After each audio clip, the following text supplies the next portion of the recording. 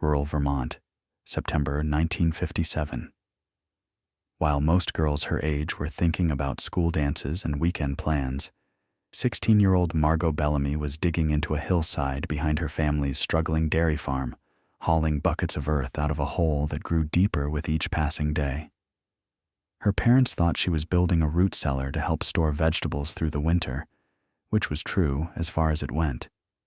What she had not told them was that the root cellar was actually the first phase of something much more ambitious, an underground bakery that would use the earth's natural warmth to proof dough and a wood-fired oven built into the hillside to bake bread without the expensive fuel costs that had forced the only bakery in town to close its doors 3 months earlier.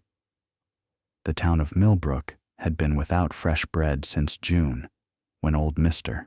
Patterson had finally admitted that he could no longer afford to run his ovens and had shuttered the shop that his family had operated for 40 years. Now people drove 30 miles to the nearest supermarket for bread that arrived stale and tasteless, or they baked at home if they had the time and skill, or they simply did without. Their sandwiches made with crackers and their toast a memory of better times. Margot had watched her neighbors adapt to this small deprivation and had seen something that the adults seemed to miss. Millbrook was not just losing a bakery, but losing a gathering place, a source of comfort, a daily ritual that had held the community together in ways that nobody fully appreciated until it was gone.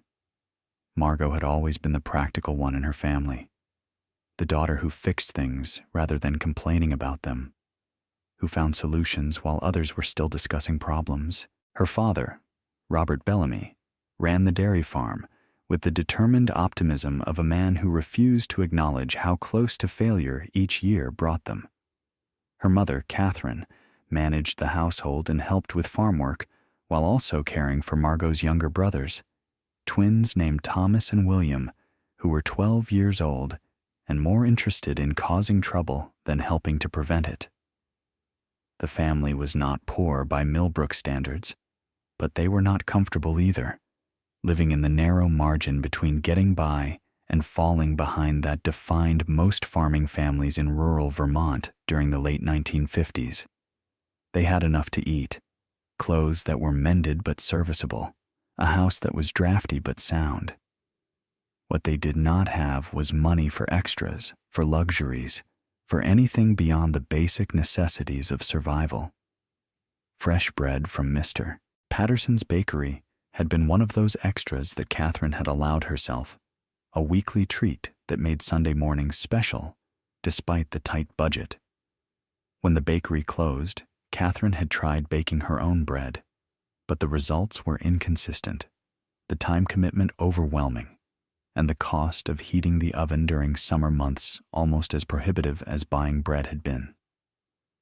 The idea for the underground bakery had come to Margot during a school trip to a historic village where a guide had explained how colonial bakers had built their ovens into hillsides to retain heat and reduce fuel consumption. The massive stone and brick structures had stayed warm for hours after firing, the guide had said, allowing bakers to produce multiple batches of bread from a single load of wood. The concept had lodged in Margot's mind and refused to leave, connecting with other pieces of knowledge she had accumulated through her habit of reading everything she could find about practical skills and traditional crafts. She had learned about root cellars and their constant underground temperatures, about the fermentation processes that made bread rise, about the thermal mass principles that allowed masonry ovens to bake efficiently. The pieces had assembled themselves into a vision, an underground space where the Earth's stable temperature would create perfect conditions for proofing dough, combined with a hillside oven that would bake bread using a fraction of the fuel that conventional ovens required. She could produce bread cheaply enough to sell at prices Millbrook could afford, filling the gap that Mr. Patterson's closure had created, while also earning money that her family desperately needed. The excavation took most of September, Margot working every afternoon after school and all day on weekends, telling her parents only that she was building a root cellar that would help the family store more vegetables through winter. The hillside she had chosen rose behind the barn, its south-facing slope catching afternoon sun, while its mass provided the thermal stability she needed for proofing bread. She dug into the slope rather than straight down, creating a tunnel-like space that would stay at a constant 55 degrees year-round, regardless of whether the surface was frozen or baking in summer heat. The chamber she excavated was roughly 10 feet wide and 15 feet deep, with a ceiling high enough to stand in, and walls she reinforced with salvaged boards from a collapsed outbuilding on the property. The floor she left as packed earth, knowing that the ground itself would help regulate temperature and humidity in ways that a wooden floor could not. Light came from the entrance during the day and from oil lamps she positioned in niches carved into the walls for evening work. Ventilation came from a pipe she ran up through the hillside to the surface, providing fresh air without significantly affecting the stable temperature of the underground space. The oven was the most challenging part of the project, requiring skills Margot did not fully possess and materials she could not easily obtain. She studied every book in the town library that mentioned bread ovens, masonry construction, or traditional baking methods. She examined the remains of old ovens on abandoned properties throughout the area, learning how previous generations had built structures that lasted decades and performed efficiently. She collected materials gradually, salvaging bricks from a demolished chimney, gathering stones from fields and stream beds, mixing clay from a deposit she discovered near the pond on her family's property. The construction process was slow and full of mistakes, her first attempts at building an arch collapsing before the mortar dried, her initial firebox design drawing poorly and filling the underground chamber with smoke. She rebuilt and modified and rebuilt again, learning from each failure, adjusting her approach based on what worked and what did not. By late October, she had a functional oven built into the back wall of her underground chamber, its firebox opening into the bakery space while its mass extended into the hillside behind, the tons of earth surrounding it providing insulation that would keep the oven warm for hours after firing. The first test bake happened on a cold November morning, Margot rising before dawn to fire the oven while her family slept. She had been practicing bread making for weeks, using her mother's kitchen during the afternoons when Catherine was busy with other tasks, developing recipes that would work reliably in her underground conditions. The dough she had prepared the night before had proofed perfectly in the constant temperature of the underground chamber, rising slowly and developing the complex flavors that came from long fermentation. She loaded the risen loaves into the oven, closed the door, and waited with the anxious anticipation of someone who had invested months of secret labor in a single moment of truth. The bread emerged 45 minutes later, golden crusted and fragrant, better than anything Margot had produced in her practice sessions, better than anything she had imagined possible from her improvised facility. She carried a loaf into the farmhouse kitchen just as her family was waking up, the smell announcing her arrival before she appeared in the doorway. Her mother's expression of sleepy confusion transformed into something closer to wonder as she recognized what her daughter was carrying. "Where did you get that?" Catherine asked, already knowing the answer could not be simple. Margot smiled and explained everything. Her parents' reaction was complicated, a mixture of pride in their daughter's initiative and concern about the risks she had taken without their knowledge.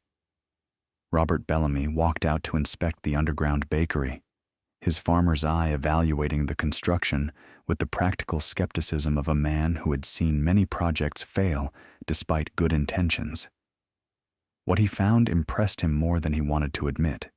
The excavation was solid. The oven was well built. The entire operation showed planning and skill that he had not fully recognized in his daughter.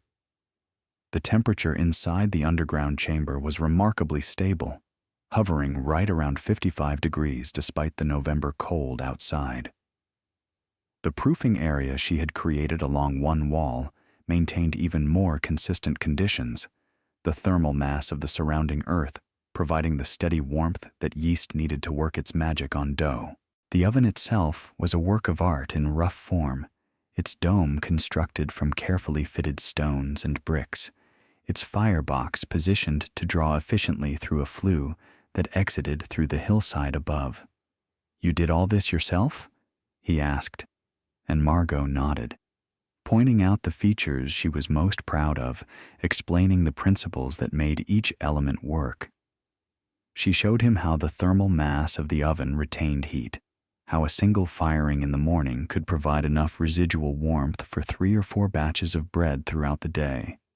She demonstrated the proofing boxes she had built, simple wooden containers that held dough at the perfect temperature for slow fermentation. She explained how the underground location eliminated the temperature fluctuations that made above-ground baking so challenging, how the constant humidity prevented crusts from forming too quickly, how the entire system worked together to produce better bread with less fuel than any conventional bakery could achieve. Catherine's concerns were more practical.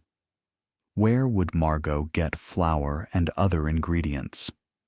Who would buy bread from a 16-year-old operating out of a hole in the ground? How would this affect her schoolwork, her chores, her responsibilities to the family? Margot had answers for all of these questions, plans she had developed during the months of construction, solutions she had considered and reconsidered until they seemed viable. She would buy flour wholesale from the same supplier Mr. Patterson had used, paying for initial inventory with money she had saved from odd jobs over the past year. She would sell to neighbors first, building reputation through quality before expanding to customers in town. She would bake in the early mornings and late evenings, protecting her school time and maintaining her farm chores during the hours when the oven was cooling. The plan was not perfect, but it was thorough, and her parents found themselves agreeing to a trial period despite their reservations. The first customers were neighbors who had heard about the mysterious construction project and were curious to see what young Margot Bellamy had been building behind her family's barn. They came expecting to humor a teenager's hobby and left carrying loaves that rivaled anything Mr. Patterson had produced in his 40 years of baking. Word spread through the networks of gossip and recommendation that connected rural communities, reaching families who had missed fresh bread and were willing to drive out to the Bellamy farm to obtain it. By December, Margot was baking 20 loaves per day, selling them as fast as she could produce them, earning money that she divided between family needs and reinvestment in her growing operation. She expanded her offerings to include rolls and simple pastries, products that used the same basic ingredients but commanded higher prices and attracted customers who might not have made the trip for bread alone. The underground bakery was no longer a secret, but a local attraction. People stopping by as much for the novelty of buying bread from a hillside as for the quality of the products themselves. The winter of 1957 to 58 arrived early and hit hard, a pattern that longtime Vermont residents recognized as the precursor to months of difficult conditions. Snow began falling in late November and continued intermittently through December, accumulating in drifts that blocked roads and isolated farms from the wider world. Temperatures dropped steadily, reaching below zero by Christmas and staying there through the new year. The challenges of winter affected everyone in Millbrook, but they affected some more than others, particularly elderly residents living alone and families with limited resources for heating and food storage. The general store in town maintained reduced hours because the owner could not afford to heat the building during the coldest periods. The roads to larger towns became impassable for days at a time, cutting off access to supermarkets and supply chains that people had come to depend upon. What had been inconvenient in autumn became genuinely difficult as winter deepened, the isolation of rural Vermont asserting itself in ways that modern conveniences had temporarily obscured. Margot's underground bakery proved uniquely resilient to conditions that shut down other operations. The earth-sheltered design that kept her proofing chamber at a constant temperature also protected it from the brutal cold that made above-ground work impossible. The thermal mass of her hillside oven retained heat efficiently, allowing her to bake with minimal fuel, even when temperatures outside made every piece of firewood precious. While others struggled to maintain basic comfort, Margot continued producing bread, her operation actually becoming easier as the cold weather reduced the humidity that had sometimes caused problems with her crust development. She increased production as demand grew, recognizing that her bread was no longer a luxury, but approaching necessity for families who could not easily travel to distant stores and who lacked the skill or equipment to bake for themselves.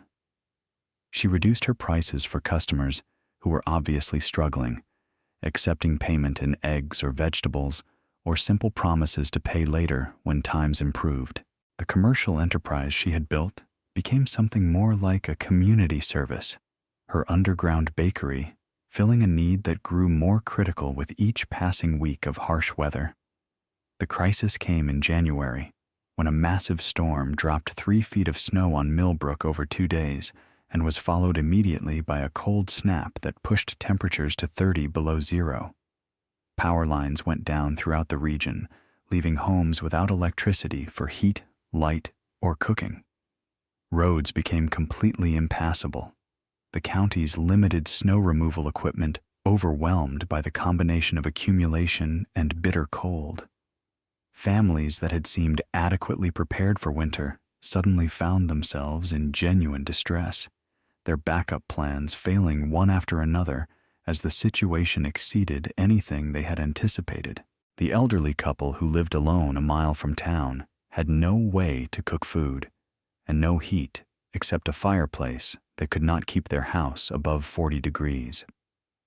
The family with 5 children whose furnace had broken the week before, the storm had been waiting for a repair part that was now trapped somewhere on an impassable highway.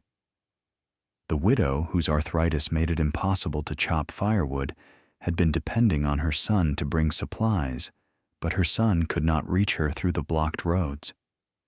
Margot learned about these situations through the informal networks that connected Millbrook even when physical travel was impossible. Phone lines still functioning despite the power outages, neighbors checking on neighbors through any means available. She responded with the practical problem-solving that had always defined her character, recognizing that her underground bakery had resources that could help beyond just producing bread. The oven that she had built to bake with was also a heat source, its mass staying warm for hours and its firebox capable of heating water and cooking food that did not require baking. The underground chamber that maintained a constant 55 degrees was warmer than many homes without functioning heat, a shelter that could protect vulnerable people from the killing cold above ground. She discussed the idea with her parents that first evening of the crisis, explaining what she thought the bakery could offer and asking for their support in making it available to the community. Robert and Catherine agreed immediately, recognizing that their daughter was proposing something important, something that aligned with the values they had tried to instill in all their children. They began spreading the word through the phone chains that connected Millbrook's families, letting people know that the Bellamy farm was open to anyone who needed warmth or food or simply company during the difficult days ahead. The response was immediate and overwhelming, people arriving on foot through the snow, some pulling sleds with elderly relatives who could not walk through the deep drifts, others carrying children too young to navigate the conditions on their own. She opened her bakery as a warming station, inviting anyone who needed shelter to come and stay as long as necessary. She organized food preparation, using her oven to cook meals for families who had no way to cook for themselves. She coordinated among the neighbors who could still move through the snow, matching resources with needs, creating a system of mutual aid that emerged spontaneously from crisis. For 3 days, the underground bakery became the unofficial community center of Millbrook, a gathering place where people found warmth, food, and the comfort of company during conditions that would have been dangerous faced alone. Margot baked constantly, producing bread that she distributed for free to anyone who needed it. Her commercial operation transformed entirely into charitable response. Her parents contributed everything they could spare from the farm, milk and butter and eggs, that supplemented the bread in meals served to whoever arrived at the underground shelter. The twins, Thomas and William, discovered reservoirs of helpfulness that their usual mischief had concealed, running messages between farms, helping elderly neighbors navigate through snow, proving themselves genuinely useful for perhaps the first time in their young lives. The Bellamy family had not planned to become the center of Millbrook's storm response, but the infrastructure that Margot had built for her bakery proved perfectly suited to the emergency that no one had anticipated. The storm passed, the roads were cleared, power was restored, and life in Millbrook gradually returned to normal. But something had changed in how the town saw Margot Bellamy and her underground bakery. What had been a curiosity, a teenager's interesting project, was now recognized as something more significant, a resource that had genuine value for the community, built by someone who had shown both the foresight to create it and the generosity to share it when sharing mattered most. The town council formally recognized her contribution at their February meeting, presenting her with a certificate of appreciation that Margot found slightly embarrassing, but that her parents framed and hung in a prominent place in the farmhouse kitchen. Customers who had bought bread before the storm now felt a loyalty that transcended simple commercial transaction. They told friends and relatives about the underground bakery, about the quality of the bread and the character of the young woman who baked it. People who had not been customers before became regulars, wanting to support the young woman who had helped their neighbors during the crisis. Some came specifically because they had sheltered in the underground chamber during the storm and wanted to return to a place that held positive memories despite the difficult circumstances. Others came because they had heard the stories and wanted to see for themselves whether the remarkable claims about the hillside bakery were actually true. The underground bakery's reputation spread beyond Millbrook to surrounding communities, bringing customers who drove considerable distances to buy bread from the hillside operation that had become something of a local legend. A customer from Burlington told her friends, who told their friends, until Margot found herself receiving orders from people she had never met, who lived in places she had never visited. She could not fill all the orders, could not expand fast enough to meet demand that seemed to grow faster than her capacity to produce. But she managed the growth carefully, preferring to maintain quality over pursuing volume that might compromise what made her bread special in the first place. Spring brought expansion, Margot using profits from her growing business to improve and enlarge the underground facility. She added a second oven, allowing her to increase production without extending her already long working hours.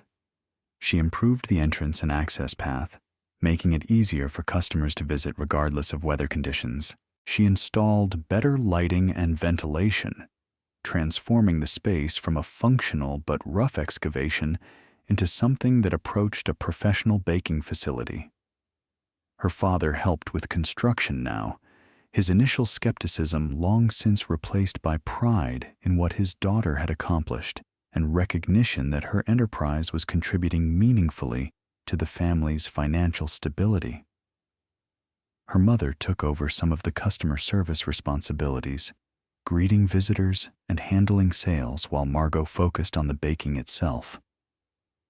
The underground bakery had become a family business, though everyone understood that it remained fundamentally Margot's creation and Margot's vision. The recognition from the outside world came gradually, then suddenly. A reporter from a regional newspaper heard about the underground bakery and visited to write a feature story that appeared with photographs of Margot working in her hillside facility. The story was picked up by larger publications, the narrative of a teenage girl building an underground bakery proving irresistible to editors looking for uplifting content during a period when most news seemed discouraging. Margot received letters from people throughout New England and beyond, some expressing admiration, others asking for advice about starting similar operations, a few proposing business partnerships or expansion opportunities that she politely declined. She was not interested in becoming famous or building an empire. She was interested in baking good bread, serving her community, and proving that practical solutions to everyday problems did not require expensive equipment or formal credentials. Margot graduated from high school in 1959 and faced the question that defined many young people's lives. What came next? College was possible, her grades good enough, and her family's finances improved enough by the bakery's success to make higher education feasible. She considered it seriously, visiting campuses and imagining herself in classrooms learning subjects that had nothing to do with bread or ovens or the practical work that had occupied her for the past 2 years. But she kept returning to the same conclusion. The underground bakery was what she wanted to do, not as a stepping stone to something else, but as a life's work that already satisfied her in ways that abstract education could not promise. She chose to stay, to continue building what she had started, to see how far determination and skill could take a girl who had begun with nothing but an idea and a willingness to dig into a hillside. The decades that followed validated her choice in ways she could not have anticipated at 18. The underground bakery expanded gradually, adding products and capacity as demand grew, becoming the primary supplier of bread and baked goods for a region that extended far beyond Millbrook. Margot developed new recipes that took advantage of her unique baking environment, breads with complex flavors that came from long, slow fermentation in the stable underground temperatures, pastries that benefited from the consistent humidity that prevented premature drying. She experimented constantly, always looking for ways to improve her products while maintaining the principles that had made the bakery successful in the first place. She became something of an authority on earth. Sheltered baking, consulted by others who wanted to build similar facilities, invited to speak at agricultural fairs and food conferences about techniques that combined traditional methods with practical innovation. She wrote a small book about her approach, self-published initially, and later picked up by a regional press that recognized its value for readers interested in sustainable food production. The book sold modestly but consistently for decades, introducing new generations to principles that Margot had discovered through experimentation and refined through years of practice. Margot married at 24, a man named Daniel, who had first visited the bakery as a customer and kept finding reasons to return until he finally admitted that bread was not the only thing drawing him to the hillside. Daniel had grown up in Burlington, had studied accounting in college, and had been working in a job that paid well but satisfied nothing in his soul when he discovered the underground bakery during a weekend drive through the countryside.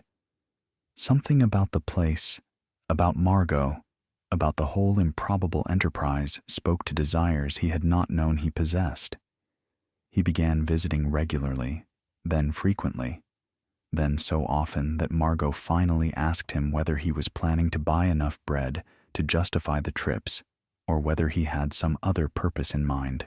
Their courtship was practical rather than romantic, built on shared work and growing respect, evolving into love that neither had expected but both recognized as genuine. They raised 3 children in a house they built near the bakery, all of them learning to bake before they learned to drive, all of them understanding that their mother had created something unusual and valuable through nothing but vision and hard work. The business supported not just their family, but several employees from the community, providing steady work in an area where steady work was hard to find. Margot Bellamy ran her underground bakery for 53 years, finally retiring at 69 when arthritis made the physical demands of baking too difficult to continue. By then, the operation had grown to include 3 ovens, a dedicated proofing room, and a small retail shop built above the original underground chamber. Her eldest daughter took over management, maintaining the traditions and quality that had defined the bakery since its beginning while adding innovations appropriate to changing times. The original oven that Margot had built as a 16-year-old still functions, still produces bread on special occasions, still demonstrates the principles that made the whole enterprise possible. Visitors come from throughout the region to see the underground bakery, to hear the story of its creation, to buy bread that connects them to a tradition of practical problem-solving that seems increasingly rare in a world of industrial production and global supply chains. The lesson of Margot Bellamy's story is not about bread or ovens or underground construction, though all of those elements matter to the narrative. It is about seeing solutions where others see only problems, about taking action rather than accepting circumstances, about building things that serve communities rather than just individuals. Millbrook had lost its bakery and accepted the loss as inevitable, a casualty of economic forces too large for a small town to resist. Margot had looked at the same situation and seen opportunity, had recognized that the problem was not unsolvable, but merely unsolved, had built something that filled a need everyone felt, but no one else had addressed. She was 16 years old, without capital or credentials, or any particular reason to believe she would succeed. She succeeded anyway because she was willing to dig into a hillside and see what she could create. So here is the question for you. What problems in your own community have been accepted as unsolvable, casualties of forces too large to resist? What needs have gone unmet because no one has taken the initiative to address them? What skills do you possess that might fill a gap others have overlooked? And what might you build if you approached those problems with the practical determination of a 16-year-old girl who saw an opportunity where everyone else saw only loss? Margot Bellamy did not wait for permission or credentials or certainty. She dug a hole in a hillside, built an oven, and started baking bread. When winter came and her community needed help, she was ready because she had spent months preparing for something she believed in. The underground bakery was never just about bread. It was about seeing what a community needed and finding a way to provide it, about trusting her own abilities when conventional wisdom suggested she should wait for someone more qualified, about building something lasting from nothing more than determination and a willingness to work. If this story resonated with you, if it made you think about problems waiting to be solved and communities waiting to be served, hit subscribe for more stories about ordinary people who built extraordinary things by refusing to accept that good ideas required anything more than hard work and determination to become reality. Because sometimes the best solutions are hiding underground, waiting for someone willing to dig them out.